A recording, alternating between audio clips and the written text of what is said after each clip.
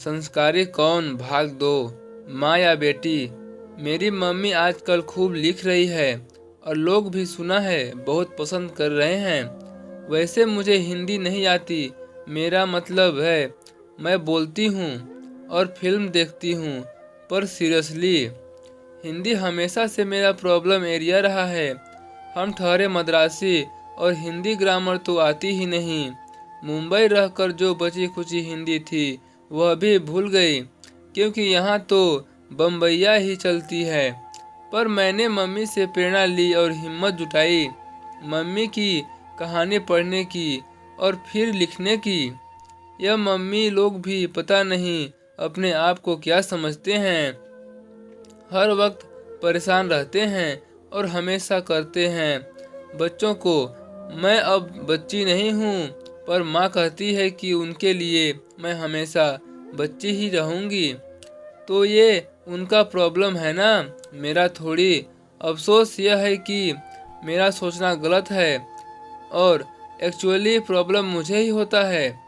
संस्कार के बारे में माँ ने बहुत कुछ लिख दिया और अपा ने भी लंबी चौड़ी भाषण दी, पर जमीन पर सच क्या है यह नहीं बोले। माँ की तो हालात खराब है, कहती कुछ और करती कुछ। सब माएँ ऐसी ही होती हैं क्या? मैंने 100 लोगों ने पूछा तो 90 लोगों ने जवाब दिया कि यह सच है, पर उनका भी कोई दोष नहीं। माँ बनने ही औरतें बदल जाती हैं। अपने पतियों पर तो इनका जोर चलता नहीं, बस बच्चे उनका चुंगल में फंस जाते हैं। वैसे माँ सिंपल है और उनके डिमांड्स भी ज़्यादा नहीं हैं। वह खुश हैं अगर मैं घर का काम कर दूं। वह संप्रसन्न होती हैं जब मैं ऑफिस से सीधे 6 बजे तक घर लौटती हूँ। जिस दिन मैं खाना बनाती हूँ बस पूछो मत, गले लगा लेती है मुझे। और जब सारे काम एक साथ जिस दिन कर दूं तो रो पड़ेंगे खुशी से। जब ऐसा कुछ भी नहीं होता तो उनके उपदेश, जिन्हें वह गलती से संस्कार मानती हैं, शुरू। अंजलि, तुम यह नहीं जानती हो, तुम वह नहीं जानती हो, तुम्हें ऐसा नहीं करना चाहिए, वैसा नहीं करना चाहिए, यहाँ मत जाओ, वहाँ मत जाओ, ऐसे कपड़े मत पहनो, वैसे कपड़े पहनो, वगैरह वगैरह। ऐसे मूड में वह माँ नहीं डायन लगती है और मैं उनकी संस्कारी बेटी नहीं, कोई चरित्रहीन लड़की लगती हूँ। जैसे कैसे उनको टोलेटाते करती हूँ मैं ही जानती हूँ। क्यों बहनों, तुम क्या बोलते हो?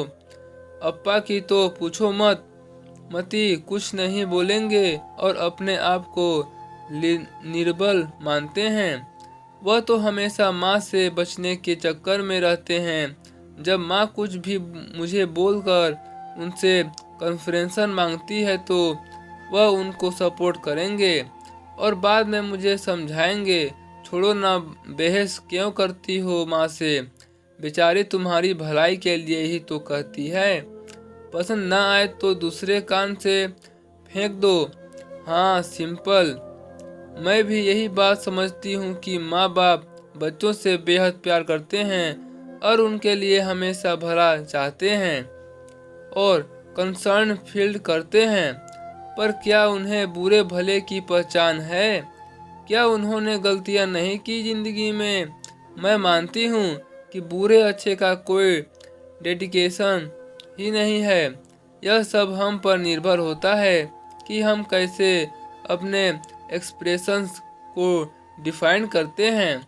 क्या बहनों, क्या मैं गलत बोलती हूँ? मुझे भी एहसास है कि मैं औरत हूँ और समाज पुरुष प्रधान है। तो क्या मैं इसी बात को लेकर रोती रहूं कि औरतें कमज़ोर हैं और भगवान ने सारे प्रॉब्लम्स औरतों को ही हिस्सा में डाल दिया है? मैं भगवान को कोसती रहूं तो मेरा एक नहीं 100 जन्म निकल जाएंगे और मैं रोती ही रह जाऊंगी। भाई, मैं क्यों रोऊं, लाइफ को बर्बाद करूं? क्या मेरी ज़िंदगी कोई फालतू चीज़ है जिसे मैं अभिशाप मानकर तबाह करूं? बोलो ना, चुप क्यों हो तुम लोग? बच्चे बेवकूफ़ नहीं हैं, समझते हैं अपना बुरा भला, शायद माँ बाप से कुछ ज़्यादा। इसलिए माता मेरे, तुम मेरे बारे में फिक्र करो, पर नेगेटिविटी नहीं, पॉजिटिविटी।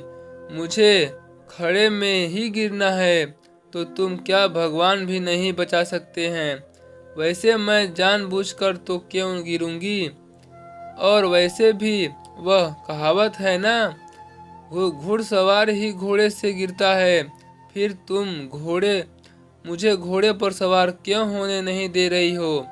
माना औरत की जिंदगी मुश्किल ही दिखती है, पर जिंदगी चैलेंजिंग नहीं है तो क्या है। क्या अप्पा ने लाइफ में ठोकरें नहीं खाई। क्या तुम अपने के बारे में अच्छे संस्कार फॉलो करके कभी कोई प्रॉब्लम फेस नहीं किया है। प्रॉब्लम सबको होती है माँ, और होती ही रहेगी, अवॉइड्स नहीं कर सकते। मेरे प्यारे अप्पा और माँ, मैं आपसे बेहद प्यार करती हूँ और रिस्पेक्ट भी। मुझे अच्छा लगता है कि आप मेरे लिए एक सपोर्ट बनकर हमेशा खड़े हो। पर माँ पा, मेरी ज़िंदगी मेरी है, आपकी नहीं है ना। यह सच्ची बात है, कभी गलत किया है, रिस्पॉन्सिबिलिटी मेरी है, आप लोगों की नहीं। पर कहते हैं को संस्कार, मैं कहती हूँ प्यार, क्योंकि माँ पा आप कभी गलत नहीं बोलोगे मेरे लिए। बस प्लीज़ मुझे भी जीने दो अपने तरीके से।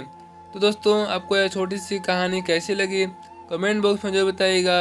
और चैनल पर पहली बार आए हैं तो चैनल को सब्सक्राइब करके वीडियो को एक लाइक जरूर कर दीजिएगा। फिर मिलते हैं एक नए इंटरेस्टिंग स्टोरी के साथ।